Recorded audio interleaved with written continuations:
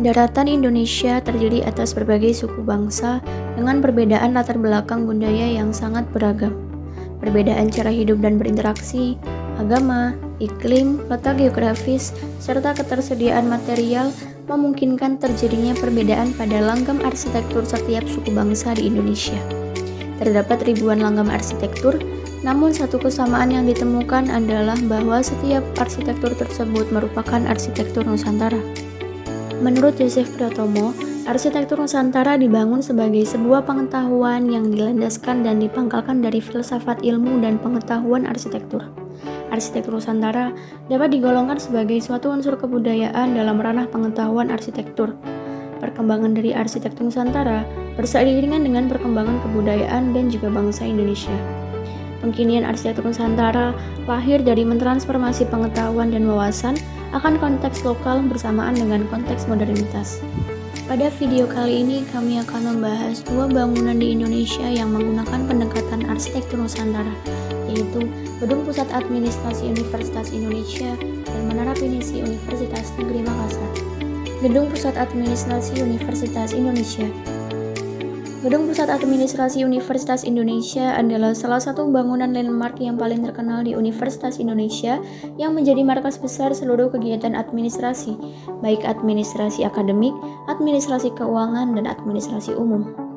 Dengan desainnya yang elegan dan modern, bangunan ini tidak hanya menjadi kantor pusat administrasi, tetapi juga menjadi simbol kebanggaan dan prestise dari Universitas Indonesia. Bangunan pusat administrasi ini dirancang oleh seorang arsitek terkenal asal Indonesia bernama Profesor Insinyur Gunawan Cahyono pada tahun 1984. Beliau mengajar di Universitas Indonesia sejak tahun 1975 dan menjadi guru besar Departemen Arsitektur Fakultas Teknik Universitas Indonesia pada tahun 2002. Tipologi gedung pusat administrasi ini mengambil bentuk dari bangunan tradisional Indonesia, yaitu 4 buah bujur sangkar kecil yang disatukan dengan bujur sangkar besar di bagian tengah. Sedangkan pada tampak terbagi menjadi kaki, badan, dan kepala. Dari keempat bujur sangkar itu terdapat grid untuk meletakkan titik yang berfungsi sebagai penyangga bangunan. Pada setiap lantai terdapat atap yang mengelilingi kesatuan dari keempat bujur sangkar itu, dan di bagian tengah ditutup dari atap yang berbentuk limas. Pada bagian atas dari gedung ini ditopang dengan atap yang bentuknya runcing, di mana memiliki filosofi yaitu bentuk analisis yang memusat dan memanjang. Pada bagian memusat mengadopsi bentuk yang berasal dari kerajaan-kerajaan terkenal di Pulau Jawa, sedangkan pada bangunan yang bentuknya memanjang adalah pusat administrasi. Gedung Pusat Administrasi UI mencerminkan keselarasan antara arsitektur tropis dan elemen tradisional Indonesia, yang menciptakan desain bangunan sesuai dengan lingkungan tropis dan mencerminkan identitas budaya lokal. Bentuk atap limas bergaya joglo menggunakan material kentang tanah liat yang bermanfaat sebagai shading shadow. Penggunaan atap limasan bertumpu sebagai gambaran arsitektur tropis di Indonesia yang berada di Pulau Jawa. Menyikapi iklim tropis dengan menggunakan atap teritis yang lebar berfungsi melindungi dari sinar matahari dan hujan. Bersamaan dengan penggunaan dinding kaca untuk pencahayaan dan penghawaan alami yang diterapkan dengan memakai jendela kaca yang tersusun secara horizontal dan mengelilingi dinding pada setiap lantai bangunan. Gedung Pusat Administrasi Universitas Indonesia menggunakan pendekatan candi sebagai representasi dari arsitektur Nusantara. Bangunan candi merupakan arsitektur Nusantara yang bersifat ikonik dan monumental serta dianggap sakral, agung, dan ditinggikan oleh masyarakat. Eksistensi bangunan candi yang dapat ditemukan hingga hari ini merupakan bukti nyata akan kemampuan arsitektur klasik Nusantara dalam menyikapi kondisi alam Nusantara. Terdapat 13 unsur pada arsitektur candi, di antaranya seperti unsur hierarki, sumbu, pembagian tiga, komposisi geometrik, irama dan perulangan, efek perspektifis, simetri, mimesis, komposisi solid void, tekstur elemen garis dan efek gelap terang, ragam hias geometrik, ragam hias biomimesis, serta material. Gedung Pusat Administrasi Universitas Indonesia telah memenuhi 12 dari 13 poin unsur pada arsitektur candi tersebut, kecuali pada ragam hias geometrik. Hierarki gedung pusat administrasi UI menunjukkan keutamaannya, yaitu dapat terlihat dengan jelas sebagai suatu bangunan tunggal yang menjadi titik fokus di dalam kompleks Universitas Indonesia. Skala dan proporsinya yang monumental dibandingkan bangunan-bangunan di sekelilingnya telah memperlihatkan derajat kepentingannya sebagai bangunan utama. Bentuk dasar bangunan yang berubah persegi menunjukkan adanya sumbu yang jelas. Sumbu yang kuat pada bangunan dan letaknya yang berada di pusat menjadi dasar acuan dalam menciptakan orientasi bangunan yang dibangun setelahnya di dalam kompleks UI.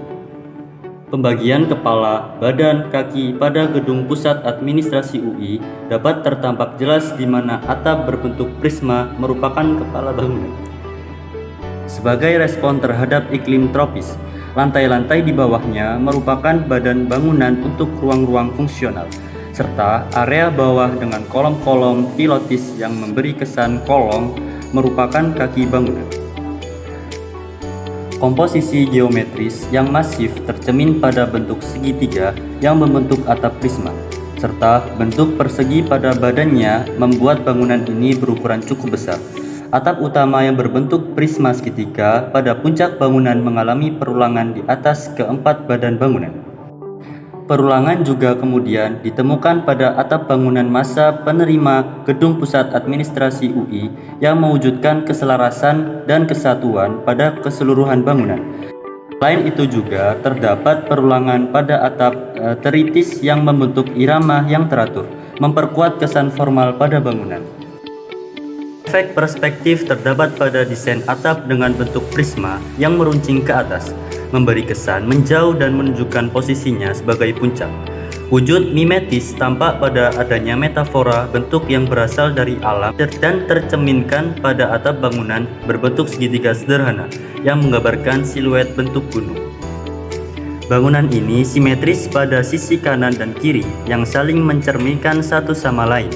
Dalam pembangunannya menggunakan kombinasi material alami seperti batu bata, kayu, serta genting tanah liat untuk penutup atap dan juga material buatan seperti besi, beton bertulang, dan kaca. Pengolahan garis pada permukaan bangunan berupa elemen garis pada bukaan serta garis-garis horizontal dan vertikal yang memisahkan dinding dengan bukaan memberikan tekstur dan efek gelap terang pada bangunan. Adanya tritis yang maju dari dinding merupakan respon terhadap iklim tropis memiliki peran untuk memberikan pembayangan terhadap bangunan. Komposisi area solid pada bidang atap, teritis atap, dan kolom-kolom struktur yang tampak dan area void pada dinding yang terbuat dari jendela kaca transparan membantu untuk mengurangi kesan masif dan volumetrik pada tampilan bangunan yang bertingkat tinggi. Biomimesis mengambil bentuk flora berupa logo dari Universitas Indonesia yang berada di keempat sisi tampak bangunan. Penggambaran aktivitas makhluk hidup tampak pada penggunaan material transparan dapat mewujudkan relief masa kini karena merupakan media yang menggambarkan aktivitas manusia di dalam bangunannya. Meski bentuknya berbeda dengan candi, tindakan transformasi yang dilakukan oleh arsitek berhasil menciptakan kesinambungan antara lalu dan kini. Penerapan konsep tentu tidak semata-mata meniru objek arsitektur Nusantara yang sudah ada, namun dengan mengambil dan menerapkan intisari dari konsepnya. Walau dirancang di era modern, bangunan ini berhasil mencerminkan keindonesiaan pada tampilan bangunannya, sesuai hakikatnya membawa nama Indonesia pada titelnya. Wujud yang lahir pada bangunan ini melahirkan suatu identitas arsitektur baru yang menjadi sangat monumental, ikonik, dan khas. Gedung Pusat Pelayanan Akademik Universitas Negeri Makassar atau yang terkenal dengan nama Menara Pinsi UNM merupakan gedung tinggi pertama di Indonesia dengan sistem fasad hiperbolik paraboloid. Menara yang terletak di Jalan Andi Pangerang Petarani ini merupakan hasil karya arsitek Indonesia bernama Yusin yang memenangkan sayembara gedung GPPA yang diselenggarakan oleh pihak kampus UNM pada tahun 2009 yang kemudian dibangun pada tahun 2014 dengan luas kurang lebih 20.000 meter persegi. Eksplorasi desain GPPA UNM mengutamakan pada pendalaman kearifan lokal sebagai sumber inspirasi, yaitu makna logo UNM, Rumah Tradisional Makassar, falsafah hidup masyarakat Sulawesi Selatan, dan mahakarya Perahu Pinsi sebagai simbol kejayaan, kebanggaan, dan keagungan. GPPA UNM ini terdiri dari 3 bagian. Yang pertama, berupa kolong atau panggung. Kedua, merupakan podium yang terdiri dari 3 lantai simbol dari 3 bagian pada rumah tradisional Makassar. Lalu yang ketiga, merupakan kepala menara yang terdiri dari 12 lantai. Bangunan podium memiliki denah yang berbentuk trapesium dengan sisi miringnya menghadap ke jalan utama pada sisi barat. Bangunan yang miring merupakan respon terhadap sudut lahan dan juga sebagai strategi untuk memperpanjang fasad bangunan serta sebagai kontrol visual dari luar bangunan. Orang di luar lahan akan selalu melihat bangunan secara perspektif untuk meningkatkan kualitas visual ruang kota.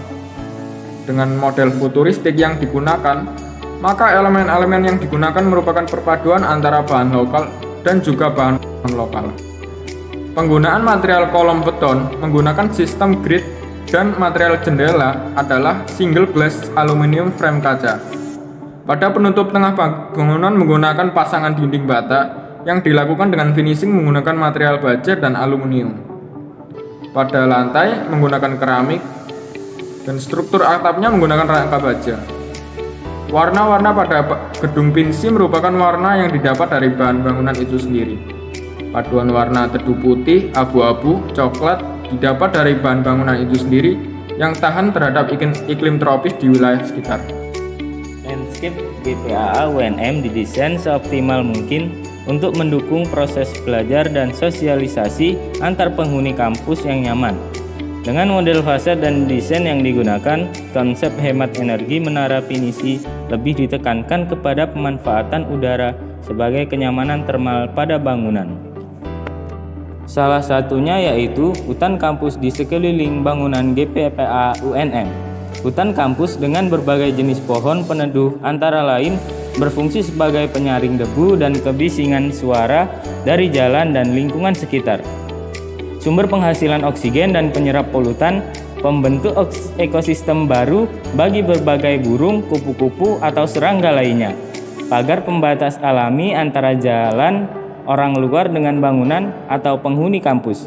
Beberapa bagian seperti kantin kampus, food court, plaza serbaguna, amphitheater, dan masih banyak lagi didesain terbuka agar menghasilkan penerangan alami dan ventilasi alami yang baik. Masa bangunan menara pinisi berasal dari salah satu elemen layar pinsi yang bernama Kokoroyolo. Layar Kokoroyolo berusaha dihadirkan melalui masa menara yang membentuk segitiga besar mengerucut ke arah atas. Pada bagian sisinya mengerucut ke arah belakang, menjauh dan mengecil membentuk segitiga. Denah bangunan menara pinisi memiliki bentuk dasar trapesium yang dibelah menjadi 4 bagian yang terinspirasi dari deretan perahu pinisi di pinggir pantai.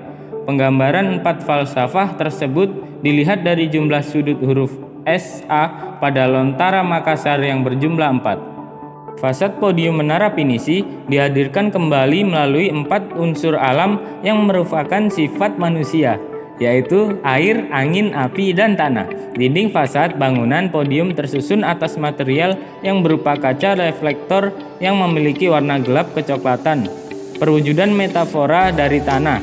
Selain itu, material penyusun dinding fasad podium ini berupa bahan stainless steel yang dapat memantul cahaya layaknya air. Sirip-sirip tersebut dihadirkan dengan pola ombak sebagai penguat metafora airnya. Void pada menara pinisi terinspirasi dari logo Universitas Negeri Makassar yang dimodifikasi dengan merotasi arahnya berlawanan dengan arah jarum jam, sehingga garis terang pada logo UNM yang awalnya membujur horizontal berubah menjadi vertikal dan sedikit menyerong ke arah kanan.